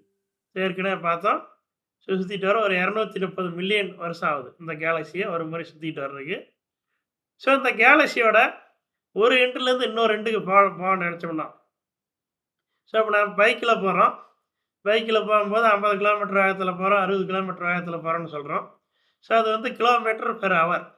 ஸோ நம்ம பைக்கில் போகிறது, அதாவது 1 மணி நேரம் அதே ஸ்பீடில் போனோம்னா 50 கிலோமீட்டர் டிஸ்டன்ஸு போயிருப்போம், அல்லது 60 கிலோமீட்டர் போயிருப்போம். அல்லது காரில் நான் வேகமாக ஸ்பீடாக போகிறேன்னா ஒரு 100 கிலோமீட்டரில் போகிறோம். அப்போ என்ன அர்த்தம், அவ்வளோ வேகத்தில் நீங்கள் 1 மணி நேரம் ட்ராவல் பண்ணால் தான் 100 கிலோமீட்டர் போய் சேர முடியும். ஸோ இதுதான் நாம் போகக்கூடியது. ஸோ ட்ரெயினில் போகிறோம், ஃப்ளைட்டில் போகிறோன்னா, ஸோ ஃப்ளைட்டில் ஒரு 300 கிலோமீட்டர் வேகத்தில் போகும். ஸோ 1 மணி நேரம் ஃப்ளைட் போனால் 300 கிலோமீட்டர் போயிருக்கும். ஸோ இதுதான் நாம் போகக்கூடிய அதிகமான வேகம். ஆனால் நம்மளோட லைட்டு, ஸோ நம்ம சன்லேருந்து வரக்கூடிய லைட்டாக இருக்கட்டும், அல்லது நம்ம லைட்டு டியூப் லைட்டோ மற்ற லைட்லேருந்து வரக்கூடிய லைட்டு, அதனோட வேகம் பார்த்தோம்னா 3,00,000 கிலோமீட்டர் பெர் செகண்ட். ஒரே செகண்டில் 3,00,000 கிலோமீட்டர் போவோம். ஸோ நாம் போகிற கிலோமீட்டர் வந்து அவருக்கு சொல்கிறோம். 1 மணி நேரம் போனால் தான் 100 கிலோமீட்டரோ அல்லது 50 கிலோமீட்டர் ஸ்பீடுன்னு சொல்கிறோம். ஆனால் லைட்டு ஒரே ஒரு செகண்டில் 3,00,000 கிலோமீட்டர் போகுது. அப்போ அது 1 மணி நேரத்துக்கு எவ்வளோ போகணும்னா நீங்கள் என்ன பண்ணணும், ஒரு செகண்டை மினிட் கன்வெர்ட் பண்ணோன்னா அந்த 3,60,000 பெருக்கணும். ஸோ மறுபடியும் அதை ஹவருக்கு கன்வெர்ட் பண்ணால் மறுபடியும் 60 பெருக்கணும். ஸோ 3,00,000 கிலோமீட்டர் இன்ட்டு 60 இன்ட்டு 60 போட்டிங்கன்னா தான் 1 மணி நேரத்துக்கு லைட் எவ்வளோ ஸ்பீடில் போகணும்னு சொல்ல முடியும். ஸோ அதை தான் நம்ம பைக்கில் போகிறதோட கம்பேர் பண்ணணும். ஒருவேளை நாம் அந்த லைட்டோட ஸ்பீடில் ஒரு செகண்டுக்கு 3,00,000 கிலோமீட்டர் வேகத்தில் போகிறதா வச்சுக்கிட்டோம்னா, ஸோ இந்த எண்டுலேருந்து இந்த எண்டுக்கு வர்றதுக்கு 1,00,000 வருஷங்கள் ஆகும். லைட்டோட ஸ்பீடில் ஒரு செகண்டுக்கு 3,00,000 கிலோமீட்டர் வேகத்தில் போனோம்னா, இந்த கேலக்சியோட இந்த எண்டுலேருந்து இந்த எண்டுக்கு வர்றதுக்கோ அல்லது இந்த கீழிருந்து மேல் எண்டுக்கு வர்றதுக்கோ அந்த டயாமீட்டரை ஒரு எண்ட்லேருந்து இன்னொரு எண்டு கிராஸ் பண்ணுறதுக்கு 1,00,000 வருஷங்கள் ஆகும். அப்படின்னா அந்த கேலக்சி எவ்வளோ பெருசு இருக்குன்னு பார்த்துங்க. ஒரு செகண்டுக்கு 3,00,000 கிலோமீட்டர் வேகத்தில் போனால் ஒரு எண்ட்லேருந்து இன்னொரு எண்டுக்கு வர்றதுக்கு ஸோ 3,00,000 கிலோமீட்டர் வேகத்தில் செகண்டில் போகிறோம். 1,00,000 வருஷங்கள் ஆகுது. அப்போ வந்து அவ்வளோ பெரிய கேலக்சி தான் நாம் வாழக்கூடிய மில்கி வே கேலக்சி. ஸோ இந்த மாதிரி பார்த்தோன்னா கோடிக்கணக்கான கேலக்சிகள் இருக்குது. ஸோ நம்ம மில்கி வே கேலக்சியில் சூரியனுங்கிறது ஒரு நட்சத்திரம். ஸோ அந்த சூரியன் மாதிரி ஒரு கோடிக்கணக்கான நட்சத்திரங்கள் இருக்குது. ஸோ எல்லா நட்சத்திரங்களுக்கும் கோள்கள் இருக்கலாம், நிலாக்கள் இருக்கலாம், ஸோ அஸ்ட்ராய்டு இந்த மாதிரி நிறைய இருக்கலாம். ஸோ நம்ம மில்கி வே கேலக்சிலே கோடிக்கணக்கான நட்சத்திரம் இருக்குது. ஒவ்வொரு நட்சத்திரத்துங்களுக்கும் கோள்கள் எல்லாமே இருக்குது. ஸோ இதே மாதிரி கோடிக்கணக்கான கேலக்சி இருக்குது. நம்ம பக்கத்தில் பார்த்தீங்கன்னா ஆண்ட்ரோமேடா கேலக்சி இருக்குது. ஸோ இந்த மாதிரி நிறையா கோடிக்கணக்கான கேலக்சிகள் இருக்குது. எல்லா கேலக்சிலையும் நட்சத்திரங்கள் இருக்கிற எல்லா நட்சத்திரங்களுக்கும் கோள்கள் மற்ற நிலாக்கள் இந்த மாதிரி நிறைய இது இருக்கும். நம்ம சூரிய குடும்பத்தில் மட்டும் 480 நிலாக்கள் இருக்குது. அடுத்து பார்த்தோம்னா நம்ம எர்த்து ரொட்டேட் ஆகுது. ஸோ எர்த்து வந்து தன்னைத்தானே சுற்றுன்னு நமக்கு தெரியும். ஸோ தன்னைத்தானே பூமி சுற்றுறதுக்கு 24 மணி நேரம் எடுத்துக்குது. ஸோ இதில் எவ்வளோ வேகத்தில் சுற்றுன்னு பார்த்தோம்னா 1670 கிலோமீட்டர் பர் ஹவர். ஸோ 1 மணி நேரத்துக்கு இந்த பூமி தன்னைத்தானே சுற்றுற வேகம், சுழல்ற வேகம் பார்த்தோம்னா 1670 கிலோமீட்டர். இந்த எர்த்தை வந்து சூரியனை சுட்டிட்டு வருதுன்னு தெரியும். இது சூரியனை சுற்றுற வேகம் பார்த்தோம்னா 1,07,200 கிலோமீட்டர் பர் ஹவர் வேகத்தில் சுற்றுது. அதாவது நீள் வட்டத்தில் சூரியனை சுற்றிட்டு வர்ற வேகம் 1,07,200 கிலோமீட்டர். ஸோ இந்த சூரிய குடும்பமே மில்கி வே கேலக்சி சுற்றுதுன்னு நமக்கு தெரியும், பார்த்தோம். ஸோ அந்த சூரிய குடும்பம் ஒட்டுமொத்தமாக அந்த மில்கி வே கேலக்சியை சுற்றுற வேகம் பார்த்தோம்னா so 8,28,000 kilometre per hour. So இவ்வளோ வேகத்தில் நம்ம சூரிய குடும்பமே இந்த மில்கி வே கேலக்சி சுற்றிட்டு இருக்கு. அப்போ இந்த மில்கி வே கேலக்சியாவது மிக்சடாக அங்கேயே இருக்கான்னு பார்த்தா அதுவும் இல்லை. இந்த மில்கி வே கேலக்சியும் அது எக்ஸ்பேண்ட் ஆகி மூவ் ஆகிட்டே இருக்குது. ஸோ அது பார்த்தோம்னா 21,60,000 கிலோமீட்டர் வேகத்தில் இந்த மில்கி வே கேலக்சி எக்ஸ்பேண்ட் ஆகி போயிட்டே இருக்குது. ஸோ அப்போ ஒவ்வொரு மணி நேரத்துலையும் நாம் எங்கே இருக்கோம், ஒரே இடத்துல இல்லை, நாம் போயிட்டே இருக்கோம். நாம் இருக்கிற பில்டிங் அங்கேயே இருக்குது, நம்ம ஊர் அங்கேயே இருக்குது, கட்டடங்கள் எல்லாமே அங்கேயே இருக்குது. ஆனால் நம்ம பூமி அதே இடத்துல இல்லை. ஸோ இப்போ ஒரு மணி நேரத்துக்கு பார்த்தோம்னா இது எல்லாத்தையும் கூட்டணும்னா அப்ராக்சிமேட்டாக பார்த்தோம்னா என்னன்னா ஒரு 30,00,000 கிலோமீட்டர். நாம் இப்போல்லாம் எர்த்து 1 மணி நேரம் கழித்து இப்போ கிளாஸ் ஆரம்பிக்கல பார்த்தோம்னா ஒரு இடத்துல இருந்திருப்போம். ஸோ இப்போ ஒரு மணி நேரம் ஆச்சுன்னா ஒரு 30,00,000 கிலோமீட்டர் வேறு எங்கேயும் அந்த பூமி ஒட்டுமொத்த சோலார் சிஸ்டமே வேறு எங்கேயோ போயிருக்கு. ஸோ இந்த மாதிரி இந்த யூனிவர்ஸில் மூவ் ஆகி போயிட்டே தான் இருக்குது. அப்போ இதெல்லாம் கம்பேர் பண்ணோம்னா இந்த யூனிவர்ஸில் நாம் எவ்வளோ சின்னது. ஸோ நாம் சொல்லலாம் நான் தான் எங்கள் ஊரில் பெரிய ஆள், ஸோ நான் தான் எங்கள் கிளாஸில் பெரிய ஆள்னு நாம் சொல்கிறோம். ஆனால் இந்த யூனிவர்ஸுங்கிறது மிக பெருசு. ஸோ இந்த யூனிவர்ஸில் அதாவது மில்கி வே கேலக்சிலேயே நம்ம எர்த்து வந்து ஒரு சின்ன தூசு கூட கிடையாது. அந்தளவுக்கு ரொம்ப ரொம்ப சின்னது. அப்போ இந்த ஒட்டுமொத்த யூனிவர்ஸ் எடுத்துட்டோம்னா நம்ம சூரிய குடும்பமே ஒரு தூசுக்கு சமம். ஸோ அந்தளவுக்கு ரொம்ப ரொம்ப சின்னது. அப்போ அதில் நம்ம எர்த்தே கிடையாது. ஸோ 99.8% பார்த்தோன்னா 99.85% பார்த்தோன்னா சன்னு தான் நம்ம சோலார் சிஸ்டத்தில். மற்ற 8 கோள்கள் ஆகட்டும், 480 நிலாக்கள், அஸ்ட்ராய்டு, ஸோ அதே மாதிரி காமெட்டு, இதெல்லாம் சேர்த்துனாவே நம்ம சூரிய குடும்பத்திலே 0.15% தான் மற்ற எல்லா பொருட்களும் சூரியனை தவிர. அப்போ நம்ம பூமி மட்டும் என்னென்னு பார்த்தீங்க, நம்ம சூரிய குடும்பத்திலே நம்ம பூமி ரொம்ப ரொம்ப சின்னது. அதில் நாம் வாழக்கூடிய இடம் இன்னும் ரொம்ப ரொம்ப மிகச்சிறியது. அப்ப இதெல்லாம் இந்த மாரி மூவ் ஆயிட்டே போகுதுன்னு சொன்னோம். ஸோ இதெல்லாம் ஆரம்ப காலத்தில எப்படி இருந்துச்சுன்னா, அதாவது இந்த யூனிவர்ஸ் உருவானப்ப. ஸோ யூனிவர்ஸ் உருவாகி ஸோ அப்ராக்ஸிமேட்டா ஒரு 14 பில்லியன் வருஷம் ஆகுதுன்னு நம்ம கணிச்சிட்டு இருக்காங்க. அதாவது ஒரு 14 பில்லியன் வருஷத்துக்கு முன்னாடி இந்த யூனிவர்ஸ்ல உள்ள எல்லாமே ஒரு சின்ன ஒரு புள்ளியா இருந்துச்சு. ஸோ அந்த புள்ளி தான் ஒரு பெருவெடிப்பு ஏற்பட்டு இந்த மாரி விரிவடைஞ்சு போயிட்டே இருக்கு. அதாவது ஒரு சின்ன பலூன் ஒண்ணு எடுத்துக்கிறோம். ஸோ பலூன் வாங்கணும்னா அது சின்ன ஒரு ரப்பர். ஸோ ரப்பர் ரொம்ப ரொம்ப சின்னதா இருக்கும். ஸோ அந்த மாரி தான் யூனிவர்ஸ் வந்து ஆரம்ப காலத்தில இருந்தது. அந்த பலூன் அப்படியே காத்து வச்சு ஊதம்போது, அந்த பலூனோட சைஸ் வந்து பெருசாகிட்டே போகுது. ஸோ இதே மாரி தான் இந்த யூனிவர்ஸும் ஆரம்ப காலத்தில இந்த மாரி ரொம்ப சின்னதா இருந்தது. நாட்கள் நடையடைய ஒரு சில உயிரினங்கள் ஒவ்வொன்றா உருவாகி உருவாகி அதுக்கப்புறம் நிறைய கேலக்சிகள், நட்சத்திரங்கள்லாம் அப்படியே உருவாகி, ஸோ இப்போ உள்ள யூனிவர்ஸ் அந்த மாரி எக்ஸ்பேண்ட் ஆயிருக்கு. ஸோ அப்போ உருவான இடம் வந்து ரொம்ப ரொம்ப சின்னது. ஸோ இங்கேருந்து வரக்கூடிய லைட்டு கூட இங்கே வந்து சேர்றதுக்கு எவ்வளோ நாள் ஆகும்னா, ஸோ அது பல பில்லியன் வருஷங்கள் ஆகும். ஸோ அவ்வளோ அது இருக்கு. இந்த மாரி தான் எக்ஸ்பேண்ட் ஆகி உருவாச்சு. அப்ப எப்படி எப்படிலாம் உருவாச்சுன்னா, ஸோ மொத அந்த பிக் பேங் நடக்கும்போது, அப்பதான் அந்த குவார்ட்ஸ் பார்ட்டிகல்லாம் ஃபார்ம் ஆச்சு. ஸோ 10⁻−32 அதாவது மில்லி செகண்ட்லயே இந்த குவார்ட்ஸ் பார்ட்டிகல்லாம் ஸ்டார்ட் ஆயிருச்சு. ஸோ அதுக்கப்புறம் பார்த்தோம்னா, அதுலேருந்து ஸோ புரோட்டான், நியூட்ரான் அந்த டார்க் மேட்டர்லாம் உருவாச்சு. ஸோ புரோட்டான், நியூட்ரான்லாம் உருவானதுக்கப்புறம், அதுக்கப்புறம் ஆட்டங்கள் உருவாக ஆரம்பிச்சுச்சு. ஸோ சம் செகண்ட்ஸ்க்கு அப்புறம் ஆட்டங்கள் உருவாகி, அதுலேருந்து நியூக்ளியர் உருவாச்சு. ஸோ ஹீலியம் அண்ட் ஹைட்ரஜன் ஆட்டங்கள் உருவாச்சு. ஸோ இதுக்கப்புறம் அது ஒரு 300 வருஷத்துக்கு அப்புறம் பார்த்தோம்னா, அந்த லைட் ஆட்டத்திலேருந்து லைட் அப்சர்வ் பண்ணி, ஸோ ஒரு ஆட்டம் இன்னொரு ஆட்டம் இணைஞ்சு, ஸோ நியூக்ளியர் ஃபியூஷன் நடக்க ஆரம்பிச்சு. ஸோ இதுக்கப்புறம் தான் அந்த ஸ்டார்லாம் ஃபார்ம் ஆச்சு. ஸோ அதுக்கப்புறம் ஒரு 3,00,000 வருஷத்துக்கு அப்புறம் அதில் கேலக்ஸி, ஸ்டார்ஸ் இதெல்லாம் உருவாக ஆரம்பிச்சிச்சு. ஸோ 300 மில்லியன் வருஷத்துக்கு அப்புறம் அதுலேருந்து நிறையா நட்சத்திரங்கள், கோள்கள் ஸோ அதெல்லாம் அதுக்கப்புறம் உருவாச்சு. ஸோ இப்போ நாம் இருக்கிற யூனிவர்ஸ் உருவாகிறதுக்கு ஸோ 13.8 பில்லியன் வருஷங்கள் ஆச்சு. ஸோ இப்போ நாம் வாழ்ந்துக்கிட்டு இருக்கிறது. ஸோ அதுக்கப்புறம் தான் என்னாச்சு, ஸோ கோள்கள், பிளானட்லாம் உருவாகி இப்போ நாம் இருக்கிற யூனிவர்ஸில் தான் அதுக்கப்புறம் ஒரு செல் உயிரினம், இரு செல் உயிரினம் இப்படி ஸ்டெப் பை ஸ்டெப்பாக உருவாகி இப்போ நாம் வாழ்ந்துக்கிட்டு இருக்கிற மனிதர்கள் வரைக்கும் இந்த மாதிரி இந்த பிக் பேங் தியரியில் இந்த மாதிரி தான் பிரபஞ்சம் உருவாச்சு. ஸோ அப்படிங்கிறத பல்வேறு தியரிகள் வழியாக அதை கண்டுபிடிச்சிருக்காங்க. ஸோ இந்த மாதிரி தான் ஒரு சின்ன புள்ளி ஸோ வெடிக்கும்போது இந்த மாதிரி ஒரு மிகப்பெரிய ஸோ பிரபஞ்சம் வந்து உருவாகுது. ஸோ நிறையா கேலக்சிலாம் உருவாகி எக்ஸ்பேண்ட் ஆகிறது தெரியலாம். ஸோ திரும்ப ப்ளே பண்ணுற பாருங்கள. ஸோ ஒரு சின்ன பெரு வெடிப்பு நடக்குது. நடக்கும்போது இந்த மாதிரி ஆட்டம் உருவாகி, அதுலேருந்து நட்சத்திரங்கள் உருவாகி, ஸோ அதுக்கப்புறம் கேலக்சிலாம் உருவாகி, எல்லாமே என்ன பண்ணுதுன்னா வெளிநோக்கி சென்று கொண்டே இருக்குது. இது வரைக்கும் எக்ஸ்பேண்ட் ஆகி போயிட்டே தான் இருக்குது. இதில் பார்த்தீங்கன்னா தெரியும். இப்போ எக்ஸ்பேண்ட் ஆகுது. எக்ஸ்பேண்ட் ஆகி பார்த்தீங்கன்னா இதில் நிறையா கேலக்ஸி, இதில் பார்த்தீங்கன்னா கேலக்ஸி எல்லாம் வெளிநோக்கி சென்று கொண்டே இருக்கு. ஸோ நம்மளோட கேலக்சியோட ஒரு 21 லட்சம் கிலோமீட்டர் வேகத்தில் அந்த பிக் பேங்கோட மையத்திலேருந்து விலகி கொண்டு செல்லிக்கிட்டே இருக்கு.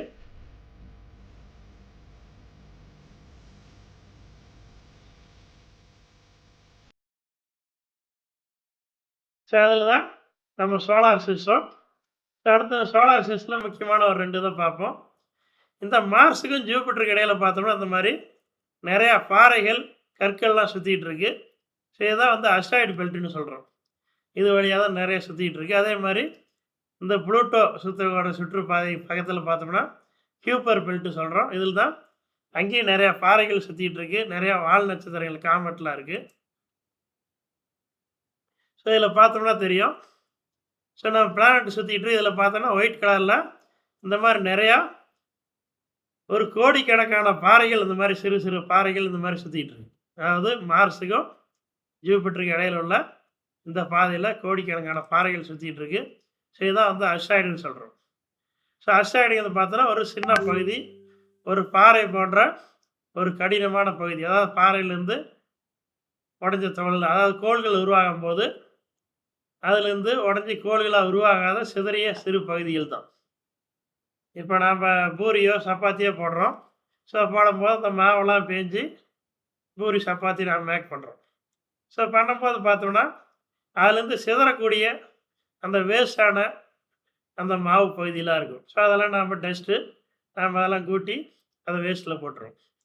ஸோ அதே மாதிரி தான் இந்த கோள்கள்லாம் உருவாகும்போது அந்த சூரியன்லேருந்து உடைஞ்சு வந்த அந்த பாறைகள் துண்டுகள் எல்லாம் இணைஞ்சு தான் பல கோள்கள் உருவாச்சு. அதுலேருந்து ஒரு சில பகுதிகள்லாம் இணைஞ்சு தான் இந்த மாதிரி துணைக்கோள்களான நிலாக்கள்லாம் உருவாச்சு. ஸோ அதெல்லாம் உருவாகாத போய் அந்த சிதறன சிறு சிறு துகள்லாம் தான் இந்த மாதிரி அஸ்ட்ராய்டை சுற்றிட்டு இருக்கு. இந்த அஸ்ட்ராய்டு பார்த்தீங்கன்னா ஒரு மிகப்பெரிய அஸ்ட்ராய்டு இருக்குது. ஸோ சீரஸ்ன்னு சொல்கிறோம். 939 கிலோமீட்டர். ஸோ நம்மளோட தமிழ்நாடு அந்த கன்னியாகுமரியிலேருந்து இந்த சைடு ஒசூர் வரைக்கும் எடுத்துக்கிட்டோம்னாவே ஒரு 700 கிலோமீட்டர் தான் வரும். ஸோ அதே மாதிரி இங்கே ஈஸ்ட் டு வெஸ்ட் எடுத்துக்கிட்டோம்னா ஒரு 300-400 கிலோமீட்டர் தான் இருக்கும். ஸோ ஆனால் அந்த சீரஸ்ங்கிற அஸ்ட்ராய்டு பார்த்தோம்னா 939 கிலோமீட்டர். ஸோ அதாவது நம்ம தமிழ்நாடு, ஆந்திரா, கேரளா, கர்நாடகா இந்த ஒரு 4 மாநிலமும் சேர்ந்த நிலப்பரப்பு அளவுக்கு இந்த சீரஸ்னு ஒரு அஸ்ட்ராய்டு சுற்றிட்டு இருக்கு. ஒருவேளை அந்த அஸ்ட்ராய்டு வந்து நம்ம பூமியிலுக்கு இது விழுந்துச்சுன்னா ஸோ இவ்வளோ பெரிய நிலப்பரப்பு பாதிக்கிறதுக்கான வாய்ப்புகள் இருக்குது. அதே மாதிரி வெஸ்டான ஒரு அஸ்ட்ராய்டு 525 கிலோமீட்டர், பாலஸ்ங்கிற asteroid 512 kilometre and Hygiea 434. So இந்த மாதிரி கோடிக்கணக்கான அஸ்ட்ராய்டு இருக்குது. ஸோ இந்த மாதிரி மிகப்பெரிய அஸ்ட்ராய்டுலேருந்து ஸோ ஒரு 5 கிலோமீட்டர்லேருந்து ஒரு 10 கிலோமீட்டர் விட்டம் கொண்ட அஸ்ட்ராய்டு வரைக்கும் இந்த மாதிரி கோடிக்கணக்கான அஸ்ட்ராய்டு அந்த செவ்வாய்க்கு வியாழனுக்கு இடையில் சுற்றிட்டு இருக்கு. ஸோ ஒரு காலத்தில் இந்த அஸ்ட்ராய்டு எல்லாம் வந்து விழுந்து தான் நம்ம பூமியில் உள்ள டைனாஸ் எல்லாம் அழிஞ்சதுன்னு எல்லாருமே படிச்சிருப்பீங்க. அந்த மாதிரி பார்த்தோம்னா ஜூன் 30, 1919 ஒரு பெரிய அஸ்ட்ராய்டு ரஷ்யாவோடைய தும்ஸ்கான்னு ஒரு இடத்துல வந்து விழுந்து ஒரு மிகப்பெரிய ஒரு ஏரி மாதிரி ஒரு பரப்பு உருவாச்சு. ஸோ அதனோட நினைவாக தான் ஒவ்வொரு வருஷமும் ஜூன் 30 இன்டர்நேஷ்னல் அஸ்ட்ராய்டு டே நம்ம கொண்டாடிட்டு இருக்கோம். இந்த அஸ்ட்ராய்டுலேருந்து நம்ம பூமியை பத்திரமா பாதுகாக்கிறதுக்கு ஒரு அருமையான அமைப்பு நம்ம பூமியில் இருக்கு. ஸோ நம்ம பூமிக்கு அட்மாஸ்பியர் இருக்கும். So stratosphere, troposphere, mesosphere, ionosphere, எக்ஸோஸ்பியர்லாம் படிச்சிருப்பீங்க. அடுத்து லாஸ்ட்டாக தெர்மோஸ்பியர். ஸோ இதெல்லாம் நம்ம பூமியோட அட்மாஸ்பியரோட அடுக்குகள். ஸோ இதில் பார்த்தீங்கன்னா இந்த மீசோஸ்பியர் வந்து ஒரு அற்புதமானது. அது என்ன சொல்ல போனோம்னா ஒரு பெரிய கல் பாறை இருக்குது. அந்த கல்லை வச்சு நாம் நெருப்பு வச்சு ஒரு அடுப்பு மாதிரி எரிக்கிறோன்னு வச்சுக்கோம். ஸோ ரொம்ப ஹீட் ஆயிடுச்சு. ஸோ ஹீட் ஆனதுக்கப்புறம் அந்த பாறையை கொண்டு போய் பாறை மேலே தண்ணி ஊற்றினோம்னா அந்த பாறைலாம் உடஞ்சி சின்ன சின்ன துகள்கள் ஆயிரும். அதே மாதிரி ஒரு இரும்பை எடுத்து நல்லா பழுக்க காய்ச்சி நல்லா சூடு பண்ணிவிட்டு அதை அப்படியே தண்ணியில் தூக்கி போட்டோம்னா அது கிராக் ஆகி ரெண்டாக உடையும். ஏன்னா ஒரு ஹை டெம்பரேச்சர்லேருந்து சடனாக கூல் பண்ணோம்னா அந்த மெட்டலுக்கு இடையில் உள்ள பாண்ட் வந்து டிஸ்மேண்டில் ஆகி அது வந்து உடையறதுக்கான வாய்ப்பு இருக்குது. ஸோ அந்த மாதிரி உடையும். நம்ம பூமியில் உள்ள எந்த ஒரு பொருளே இருந்தாலும் அதை அதிக வெப்பநிலைக்கு ஹீட் பண்ணிவிட்டு அதை சடனாக கூலிங் பண்ண அது மேலே தண்ணி ஊற்றினோம்னா அது வந்து உடையதை நான் பார்க்குறோம். ஸோ இதே மாதிரி பார்த்தீங்கன்னா இந்த இது ஒரு இந்த மாட்டு டாக்டர்லாம் பார்த்தீங்கன்னா ஒரு வண்டியில் போகும்போது ஒரு பால் கேன் மாதிரி ஒரு கேன் சைடில் கொண்டு போவார். ஸோ அதுக்குள்ளே பார்த்தோன்னா அந்த இன்ஜெக்ஷன்லாம் வச்சுருப்பாங்க. ஸோ அதில் பார்த்தோன்னா லிக்யூட் நைட்ரஜன் அல்லது லிக்யூட் ஹீலியம் வச்சுருப்பாங்க அதுக்குள்ளே. ஸோ ஒரு -170 டிகிரி டெம்பரேச்சர். ஸோ அதுக்குள்ளே ஒரு இரும்பு பாலை தூக்கி அதுக்குள்ளே போட்டுட்டு அதை எடுத்து வெளியில் போட்டோம்னா அந்த ஒட்டுமொத்த இரும்பு பாலே சாம்பல் மாதிரி ஆயிரும். எப்படி விறகு எரிஞ்சதுக்கப்புறம் சாம்பல் ஒரு துகளாக இருக்கோ அந்த மாதிரி ஒரு இரும்பு பால் இந்த லிக்யூட் நைட்ரஜனையோ அல்லது லிக்யூட் ஹீலியத்தில் வச்சுட்டு வெளியில் எடுத்து போட்டோம்னா சாம்பலாக மாறும். ஸோ அதுக்குள்ளே நம்ம கையை விட்டோம்னா கூட நம்ம கை என்ன ஆயிரும், கையெல்லாம் பவுடர் ஆயிரும். ஸோ நம்ம கையில் ரத்தம் வராது, எந்த வலியும் இருக்காது. ஆனால் என்ன பண்ணோம், கையோட இதெல்லாம் எல்லாம் பவுடராக போய் நம்ம கையை இல்லாத போகும். ஸோ அந்த மாதிரி ஒரு ப்ராப்பர்ட்டி தான் இந்த லோ டெம்பரேச்சருக்கு இருக்குது. ஸோ இந்த அஸ்ட்ராய்டு மேலே அட்மாஸ்பியர்லேருந்து வரும்போது ஸோ எக்ஸோஸ்பியர், தெர்மோஸ்பியர் வழியாக வருது. தெர்மோஸ்பியர் வந்து ரொம்ப ஹீட்டாக இருக்கும். ஒரு 400-500 டிகிரி செல்சியஸ் ஹீட் ஆயிரும். அதுக்கடுத்து மீசோஸ்பியர் வரையில் ஸோ -170 -180 டிகிரி செல்சியஸ் இருக்கும் மீசோஸ்பியரில். ஸோ அந்த liquid nitrogen, liquid helium temperature தான் அந்த மீசோஸ்பியர் இருக்குது. ஸோ இங்கே ரொம்ப ஹீட் ஆகி சடனாக மீசோஸ்பியரில் வரும்போது அப்போ இந்த அஸ்ட்ராய்டு என்ன பண்ணுன்னா அதில் பட்டு ஸோ சடனாக கூல் ஆகிறதுனால இதெல்லாம் உடஞ்சி சிறு சிறு துகள்கள் ஆயிரும். ஸோ அப்போ நம்ம பூமியில் இந்த அஸ்டாய்டு வந்து விழுந்து நம்மளை தாக்காத இருக்கிறதுக்கு நம்ம பூமியோட அட்மாஸ்பியரில் உள்ள மீசோஸ்பியரு நமக்கு ரொம்ப பயனுள்ளதாக இருக்குது. இதுதான் நம்மளை பத்திரமா பாதுகாக்குது. நம்ம பூமி அழியாத பத்திரமா பாதுகாக்கிறதுக்கு இந்த மீசோஸ்பியர் ரொம்ப பயன்படுது. இதுவே நிலாக்கள் எடுத்துக்கிட்டோம்னா நிலாவில் வந்து அட்மாஸ்பியரே கிடையாது. அதனால் நிறைய அஸ்டாய்டெலாம் வந்து விழுந்து அங்கே வந்து நிறையா பள்ளங்களாக இருக்குது. ஸோ அதான் நம்ம டெலஸ்கோப்பில் பார்க்கும்போது புள்ளி புள்ளியாக நிறையா குழி குழியாக நான் பார்க்க முடியும். ஸோ அதே மாதிரி இந்த அஸ்டாய்டெலாம் அதையும் மீறியும் ஒரு சில அஸ்டாய்டு வந்து நம்ம பூமியில் விழுந்திருக்கு. ஸோ இந்த அஸ்டாய்டெலாம் விழுந்து தான் நம்ம பூமியிலேயே நீர் உருவாச்சுன்னு அதுக்கும் நிறையா சயின்டிஃபிக் ப்ரூஃப் இருக்குது.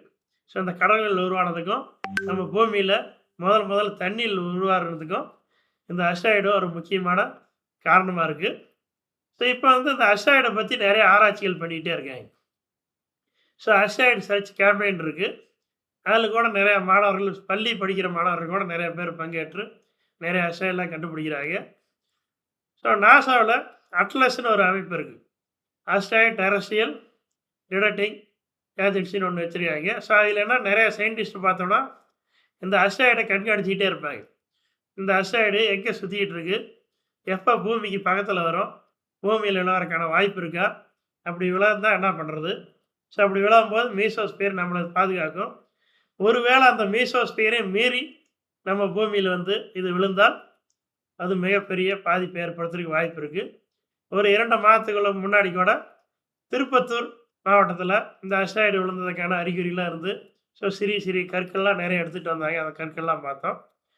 ஸோ அது ஒரு மிக சிறிய கல். ஸோ அதனால் பாதிப்பு எதுவும் இல்லை. ஒரு 5 அடி 10 அடி ஆழத்துக்கு நம்ம பூமியில் ஒரு துளை போட்டு கீழே போயிருக்கு. ஸோ இதே மிகப்பெரிய அஸ்டாய்டு வந்துச்சுன்னா நம்ம உயிரினங்கள் எல்லாம் அழியறதுக்கு நிறைய வாய்ப்பு இருக்குது. ஸோ அந்த மாதிரி ஒரு வேளை மீசோஸ்பியரையும் கிராஸ் பண்ணி வருதுன்னா இதுலேருந்து பாதுகாக்கிறதுக்கு நம்ம நாசா, இஸ்ரோ போன்ற விண்வெளி ஆராய்ச்சி நிறுவனம்லாம் அதுக்கும் தயார் நிலையில் இருக்காங்க. இது 2 விதமாக ஒன்று பண்ணுறாங்க. ஒரு ராக்கெட் மூலம் போய் இதனுடைய ஒரு கார்னரில் அது விட்டோம்னா இதில் வரக்கூடிய பாதையை திருப்பி வேறு இடத்துக்கு அனுப்பி விடுறது. ஸோ இது ஒரு திட்டம் வச்சுருக்காங்க. ஸோ அப்போ நம்ம பூமியில் வந்து விழுதுன்னா நம்ம பூமியில் விழுவாத இதனோட பாதையை திருப்பி விட்டுனா வேறு எங்கேயோ போய் பூமிக்கு வெளியில் போகிற மாதிரி திருப்புறக்கான ஒரு திட்டங்கள் இருக்குது. இல்லை திருப்ப முடியல, திருப்பி விட்டாலும் நம்ம பூமிக்கு தான் வரும்னா அதுக்கப்புறம் மிகப்பெரிய மோதலை நடத்தி இதை உடைக்கிறதுக்கான திட்டங்கள் இருக்குது. அதே மாதிரி நியூக்ளியர் ஆட்டம் பாம்பு கூட வச்சு இதை உடச்சி சிறு துகளாக்கிட்டால் நம்ம பூமியில் வந்தால் பெரிய பாதிப்பு ஏற்படாது. ஸோ எவ்வளோ பெரிய அஸ்டாய்டு வந்து நம்ம பூமியில் விழுந்துச்சுன்னா ஒரு நாடே அழியறதுக்கு வாய்ப்பு இருக்குது, அல்லது ஒரு மாநிலங்களே அழியறதுக்கு வாய்ப்பு இருக்குது. இதே உடச்சி சின்ன துகளாகிட்டால் ஸோ அந்த துகள்கள் வந்து மேலே விழுந்தாலும் நமக்கு ஒன்றும் பெருசாக பாதிப்பு இருக்காது. ஒரு சிறிய காயங்கள் வேணால் ஏற்படலாம். ஸோ அதுலேருந்து நாம் ட்ரீட்மெண்ட் எடுத்து நம்ம சரி பண்ணிக்கலாம். ஸோ இதுக்கான பல்வேறு திட்டங்களும் இருக்குது. ஸோ இந்த அஸ்டாய்டெலாம் எப்படி உருவாகுன்னா ஸோ 4.6 பில்லியன் இயருக்கு முன்னாடி அந்த அஸ்டாய்டெலாம் உருவாச்சு. எப்போ நம்ம சோலார் சிஸ்டம் உருவாகி நம்ம பிளானட்லாம் உருவாச்சோ அப்போவே இந்த அஸ்டாய்டெலாம் உருவாச்சு. அப்போ அந்த பிளானட் உருவாகும் போது அது பிளானட் உருவானதுக்கு போக அதனோட எச்சங்கள் ஸோ மீதி உள்ள அந்த டஸ்ட்டு, அந்த பாறைகள் இதெல்லாம் சேர்ந்து தான் இந்த அஸ்டாய்டாக உருவாகி சுற்றிட்டு இருக்கு. ஸோ இது குறிப்பாக பார்த்தோம்னா மார்ஸுக்கும் ஜூபிட்டருக்கு இடையில தான் இந்த மாதிரி கோடிக்கணக்கான அஸ்டாய்டு சுற்றிக்கிட்டு இருக்கு. ஸோ மிகப்பெரிய அஸ்டாய்டுலேருந்து மிகச்சிறிய அஸ்டாய்டு மேலே ஸோ 33 அடி அஸ்டாய்டு வரைக்கும் ஸோ பல்வேறு விதமான அஸ்டாய்டு இருக்குது. ஸோ இதெல்லாம் நிலாவில் நிறைய விழுந்து தாக்குதல் நடத்தியிருக்கு. அதுக்கான நிறைய ஆராய்ச்சிகள் குறிப்புகளும் இருக்குது. ஸோ அந்த அஸ்டாய்டு வந்து நம்ம பூமியில் வரும்போது நமக்கு மிகப்பெரிய பாதிப்பை ஏற்படுத்தலாம்.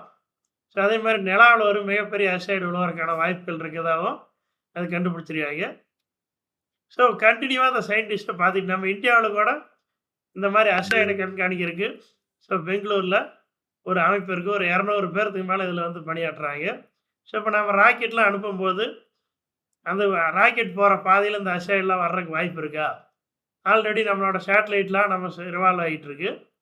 ஸோ அதில் ஏதாவது அஸ்டாய்டு வந்து மோதறதுக்கு வாய்ப்பு இருக்கா? அந்த மாதிரி ஆராய்ச்சி பண்ணுறதுக்கு நம்ம இஸ்ரோ உட்பட, நாசா உட்பட ஸோ எல்லா விண்வெளி ஆராய்ச்சி நிறுவனங்களும் இந்த மாதிரி அஸ்டாய்டோ அந்த விண்வெளி குப்பைகளாக கண்காணிக்கிறதுக்கு ஒரு தனியாக ஒரு அமைப்பு வச்சே கண்காணிச்சிக்கிட்டு இருக்காங்க. ஸோ இந்த அஸ்ட்ராய்ட்லேருந்து நம்மளை பத்திரமா பாதுகாக்கிறது இந்த ஜூபிட்டர் முக்கியமான ஒரு காரணமாக இருக்குது.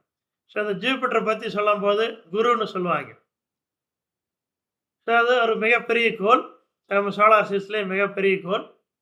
ஸோ அதனால் என்ன சொல்கிறேன்னா, இதுதான் வந்து நம்ம அஸ்ட்ராய்ட்லேருந்து பாதுகாக்குது. அதான் நம்ம எர்த்தோட கிராவிட்டி பார்த்தோன்னா 9.8 மீட்டர்/செகண்ட்². ஸோ இதே ஜூபிட்டரோட கிராவிட்டி பார்த்தா 25 மீட்டர்/செகண்ட்². நம்ம எர்த்தோட ஒரு 2.5 மடங்கு அதிகம். ஸோ இதனோட ஈர்ப்பு விசை அதிகமாக இருக்கிறதுனால, ஸோ இந்த அஸ்ட்ராய்டை பூரா என்ன பண்ணுது, இழுத்து பிடிச்சிக்கிட்டே இருக்குது. ஸோ அதனால தான் அந்த ஜூபிட்டருக்கு பக்கத்துலேயே எல்லா அஸ்ட்ராய்டும் சுற்றிக்கிட்டு இருக்குது. ஒருவேளை அந்த ஜூபிட்டர் எல்லாம் இருந்துச்சுன்னா, இதனோட ஈர்ப்பு விசை இல்லாமல் இருந்தால், ஸோ எல்லா அஸ்ட்ராய்டும் சூரியனோட அதிகமான ஈர்ப்பு விசைனால எல்லாமே சூரியன் நோக்கி வரும். அப்போ சூரியன் நோக்கி வரும்போது இடையில உள்ள நம்ம பூமியில் பல அஸ்ட்ராய்டு மோதி நம்ம பூமியை அழிக்கிறதுக்கான வாய்ப்புகள்லாம் இருக்குது. ஸோ அதெல்லாம் இல்லாத இந்த அஸ்ட்ராய்டு பூரா நம்ம சூரியன் நோக்கி வராத இந்த ஜூபிட்டர் பக்கத்திலே சுற்ற வைக்கிறதுனால, அப்போ அந்த ஜூபிட்டரோட கிராவிட்டி முக்கியமாக பயன்படுது. அப்போ நம்ம பூமியை பாதுகாக்கிற ஒரு குருவாக நம்ம ஜூபிட்டரையும் சொல்லலாம். ஸோ அந்த அளவுக்கு இந்த ஜூபிட்டர் நமக்கு பயனுள்ளதாக இருக்குது.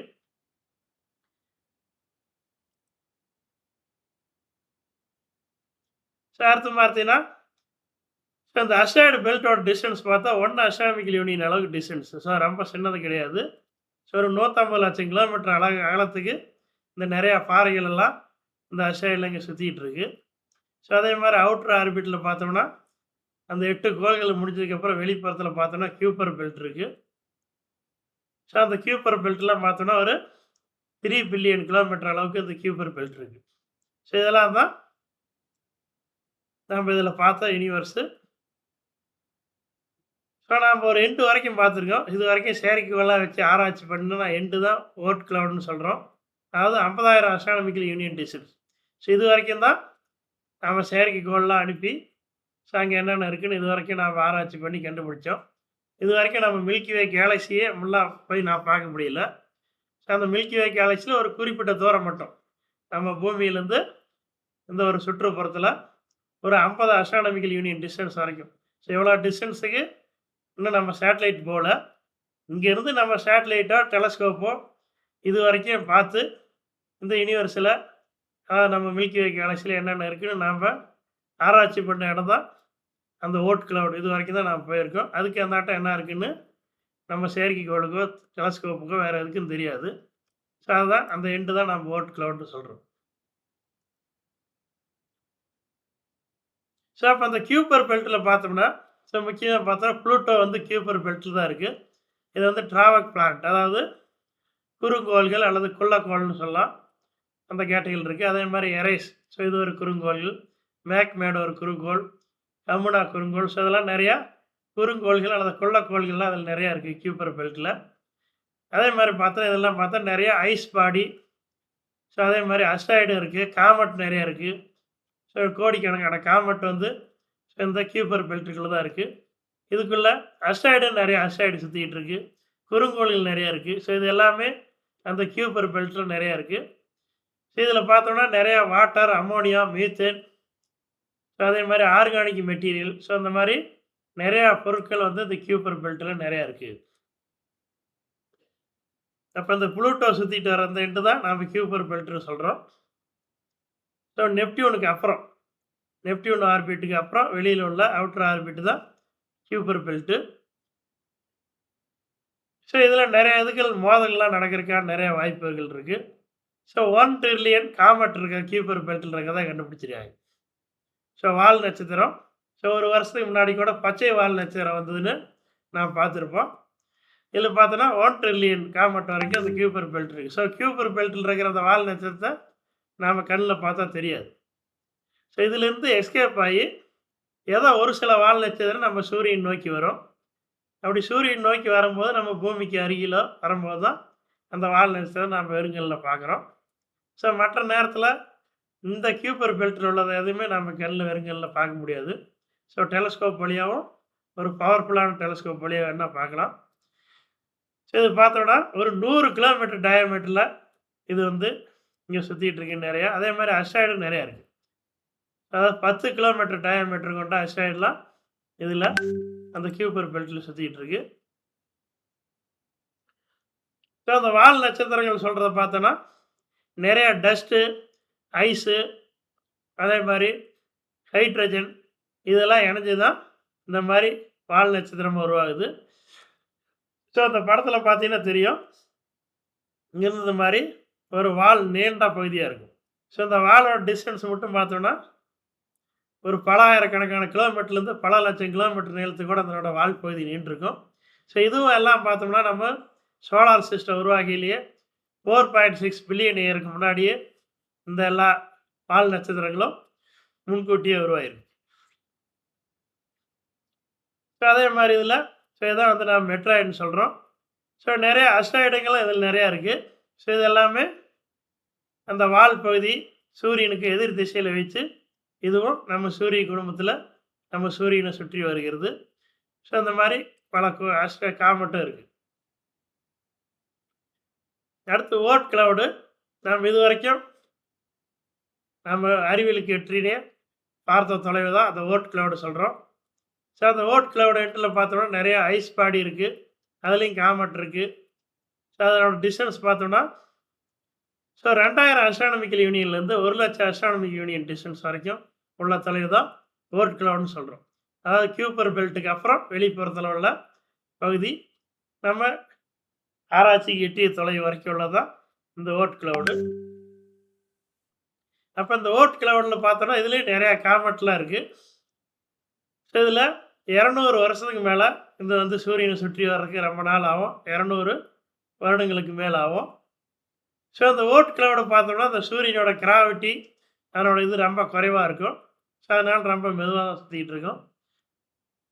ஸோ இந்த ஓட் கிளவுடை நம்ம டேரெக்டாக இது வரைக்கும் நம்ம அப்சர்வ் பண்ணல, ஏன்னா வெரி லாங்கர் பீரியட்.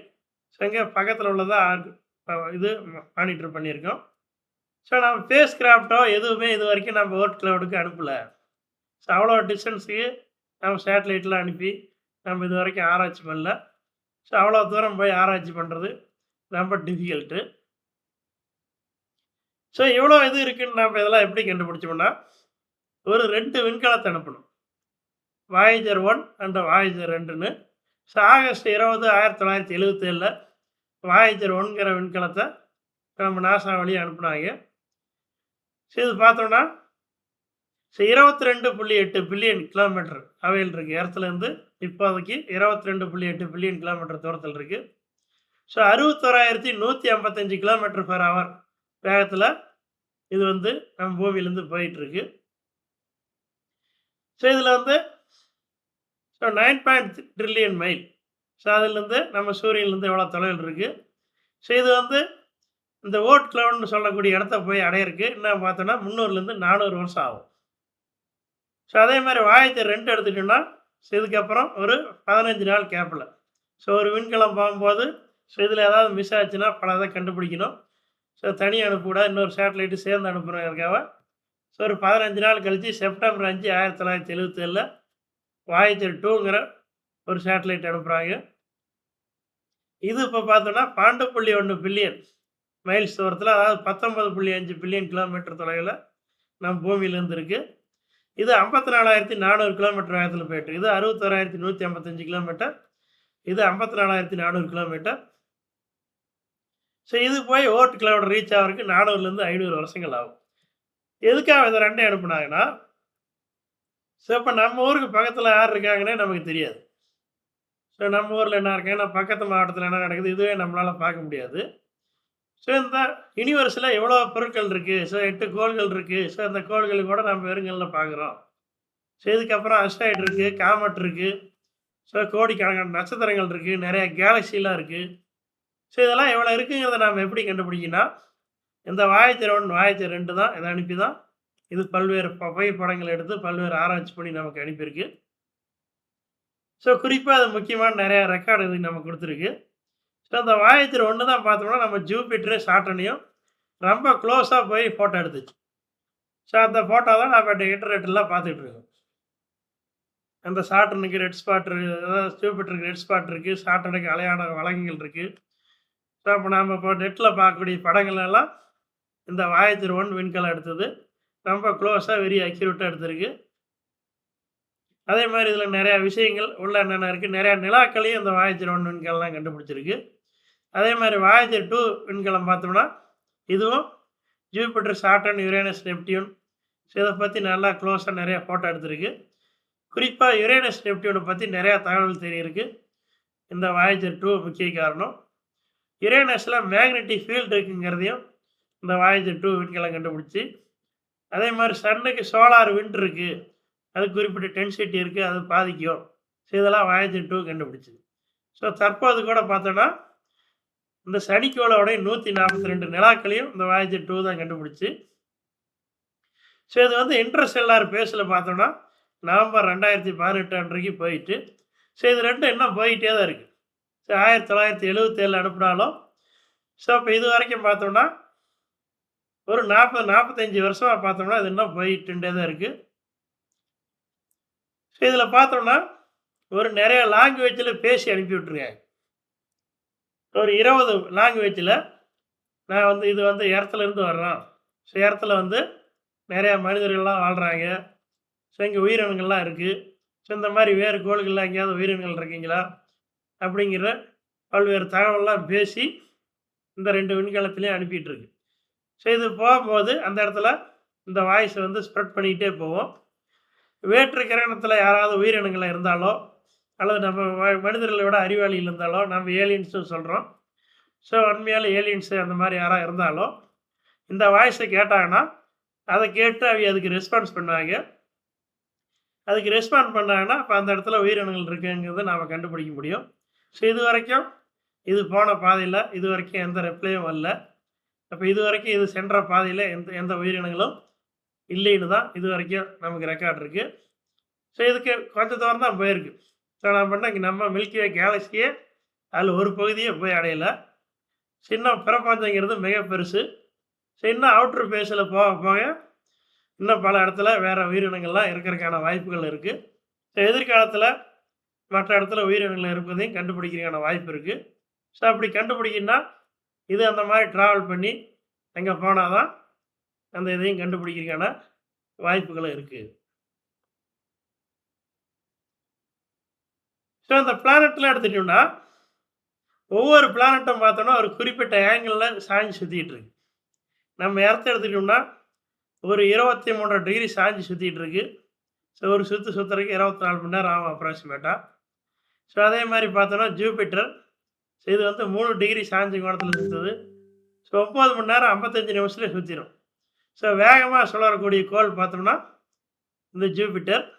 ஸோ அதே மாதிரி இந்த சீரியஸ்னு சொல்கிற விண்கெழுக்கள், ஸோ இது பார்த்தோம்னா 9 மணி நேரம் 4 நிமிஷத்துல சுற்றிடுது. ஸோ அதே மாதிரி சாட்டர்ன் பார்த்தோம்னா 10 மணி நேரம் 33 நிமிஷம்.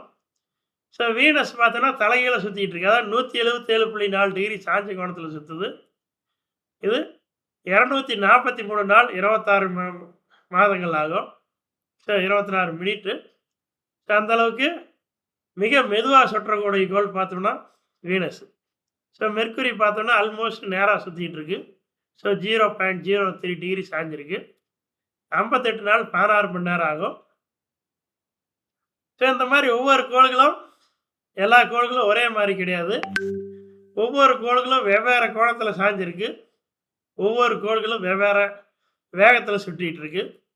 ஸோ இந்த மாதிரி ஒவ்வொரு கோளோட ப்ராப்பர்ட்டியும் வெவ்வேறையாக டிஃப்ரெண்ட்டாக இருக்குது.